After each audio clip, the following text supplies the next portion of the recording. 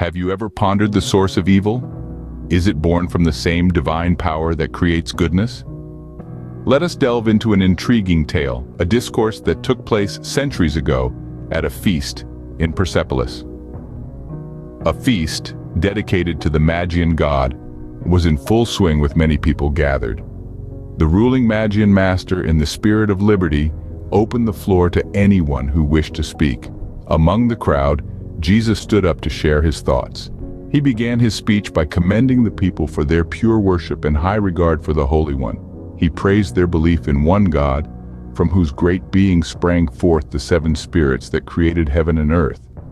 These spirits, according to their belief, manifested in the sun, moon, and stars. However, Jesus questioned their sacred books, which claimed that two of these seven spirits were of superior strength. One created all the good, the other all that is evil. He asked the masters to explain how evil could be born from that which is all good. A magus rose to respond, pointing out the undeniable existence of evil. He argued that if God, the One, did not create evil, then another God must have. Jesus, in his wisdom, countered this argument. He proclaimed that everything God, the One, has created is good, and everything emerging from the seven spirits is good. He explained that all created things have their unique colors, tones, and forms. Yet when certain tones, though good and pure themselves, are mixed, they produce discordant tones and inharmonious things that people label as evil. Evil, Jesus explained, is the inharmonious blending of the colors, tones, or forms of good.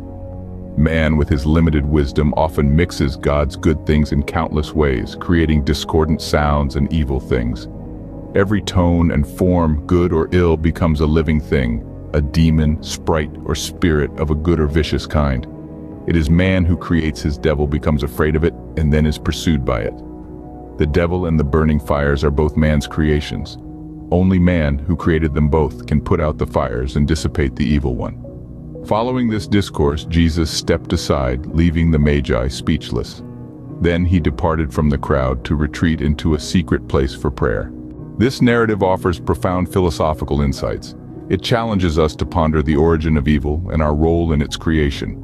It reminds us of our power to create and our responsibility to harmonize. It invites us to examine the inharmonious blending of good that results in what we perceive as evil.